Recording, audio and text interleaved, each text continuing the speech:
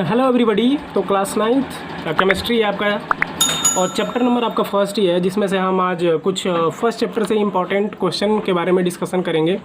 ठीक है, तो आपका हम क्वेश्चन लेकर चलते हैं। पहला कह रहे arrange the following substances in order of force of attraction between the particles के बीच में जो फोर्स ऑफ अट्रैक्शन लगते हैं उसको क्या करना है, आपको अरेंज करना। और यहाँ पे कुछ मैटर्स दिए हैं, जैसे शुगर है, वाटर है और ऑक्सीजन है। इसको क्या करना है, आपको फोर्स ऑफ अट्रैक्शन के इंक्रीजिंग ऑर्डर में क्या करना है, मतलब एक ऑर्डर में अरेंज करना है। वो तो आप पता लगाएंगे कि हाँ इंक्रीजिंग में करें कि डिक्रीजिंग करें। तो जैसा कि हम जानते हैं, ठीक है, ये आपका शुगर मीन्स द सॉलिड।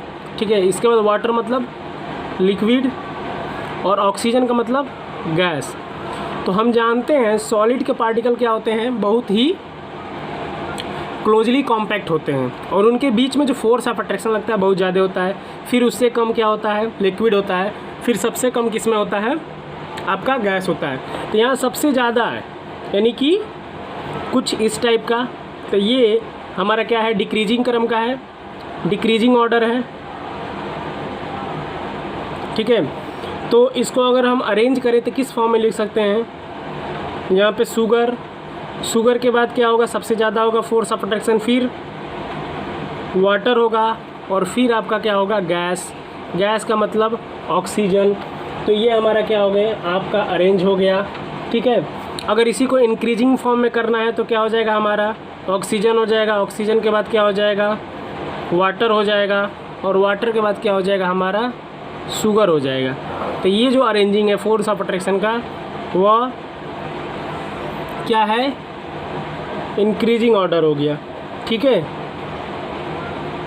तो ये हमारा क्वेश्चन आपने क्वेश्चन क्या किया, हम पहला क्वेश्चन सॉल्व कर दिए हैं कि इसमें मतलब ऐसे ही आपका बोर्ड में भी क्वेश्चन पूछेंगे, मतलब ऐसे कुछ मैटर दे देंगे, उसके बाद फोर्स ऑफ अट्रैक्शन के ऑर्डर में उसको अरेंज करना होता है। ठीक है, तो चलिए दूसरा क्वेश्चन हम देखिए। सेकेंड क्वेश्चन है, ये कई बार बोर्ड में पूछ चुका है। कैसे पूछता है, मतलब कुछ टेम्परेचर दे देता है, ठीक है, और उस टेम्परेचर पर बस कुछ नहीं पूछता, बस इतना कहता है कि उस पर फिजिकल स्टेट बता दो आप कि क्या होगा। तो यहाँ पे दिया है what is the physical state of water at, मतलब वाटर के डिफरेंट काइंड्स ऑफ टेम्परेचर दिए हैं कि 25 डिग्री सेंटीग्रेड पे क्या होगा, क्या फिजिकल स्टेट होंगे, 0 डिग्री सेंटीग्रेड पे क्या होंगे, 100 डिग्री सेंटीग्रेड पे क्या होंगे। तो 25 डिग्री सेंटीग्रेड पे जो वाटर का फिजिकल स्टेट होगा हमारा क्या हो, लिक्विड स्टेट होगा, जैसा कि आप जानते हैं। और we know that and this is the room temperature, इसको क्या बोलते हैं हम, नॉर्मल रूम टेम्परेचर बोलते हैं हम। 25 डिग्री सेंटीग्रेड यानी कि 25 डिग्री सेंटीग्रेड और 0 डिग्री सेंटीग्रेड आप जानते हैं solid and liquid both can exist. और 0 डिग्री सेंटीग्रेड पे सॉलिड और लिक्विड दोनों क्या कर सकते हैं, एग्जिस्ट कर सकते हैं। ठीक है, 100 degree centigrade liquid in gaseous state, 100 degree centigrade पे क्या होता है, लिक्विड होगा और गैसियस स्टेट में क्या होगा, चेंज हो जाएंगे। मतलब ये दोनों क्या होते हैं आपके, ये भी एग्जिस्ट करते हैं। वाटर का लिक्विड रहता है और गैस में भी रहता है 100 डिग्री सेंटीग्रेड पे। तो ये हमारा ये क्वेश्चन हो गया। तो देखिए यहाँ पे 2 क्वेश्चन दिया है। क्वेश्चन सिंपल सा है, कह रहा है वाटर लिक्विड होता है room temperature, water at room temperature is liquid. And दूसरा आपका कि एन आयरन अलमीरा is solid at a room temperature.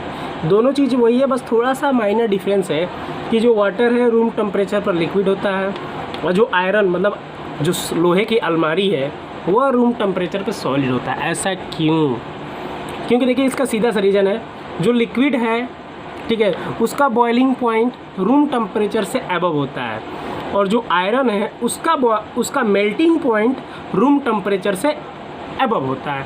सो दोनों का फॉर्म क्या होगा, नॉर्मल रूम टेम्परेचर पर ये आपका सॉलिड हो जाएगा और वो आपका लिक्विड हो जाएगा। यही रीज़न है। अब इसी को देखते हैं हम। तो पहला आपका क्वेश्चन है water at room temperature is liquid. इसका आंसर देखिए, water is liquid as it has properties of liquid.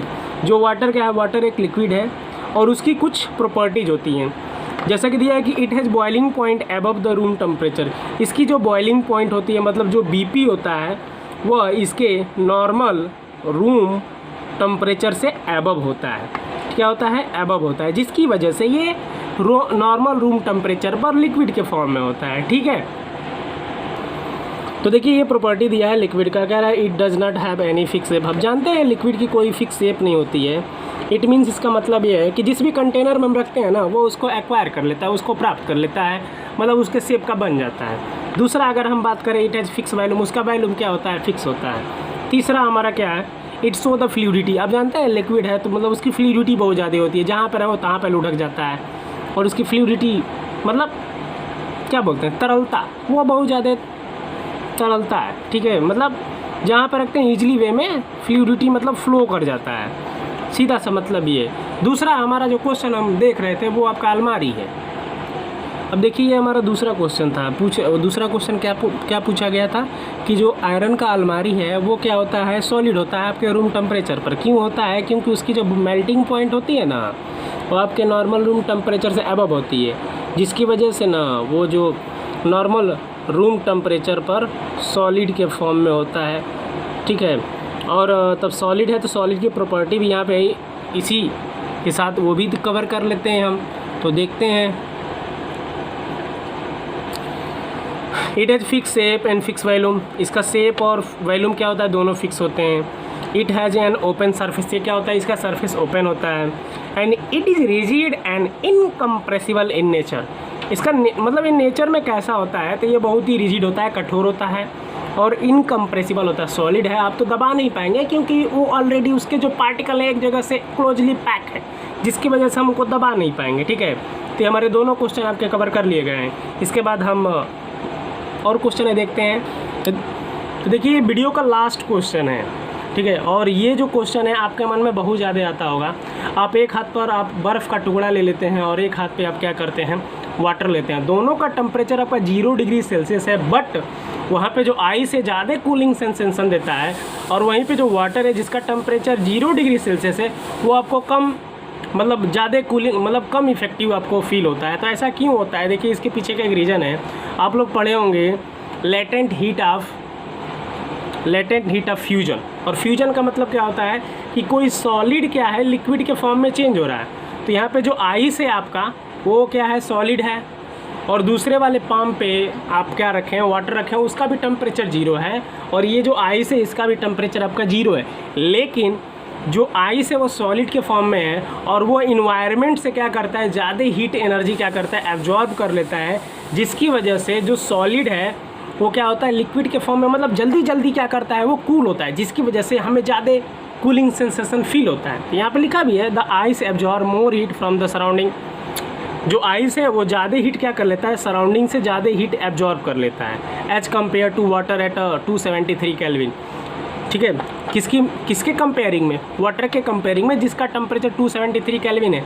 But तो यही जो ज़्यादा हीट कंपेयर करता है मतलब ज़्यादा हीट एब्जॉर्ब करता है वही क्या है, एक्स्ट्रा हीट है। तो यही एक्स्ट्रा हीट एब्जॉर्ब करता है कौन, ice, is in the form of latent heat of fusion.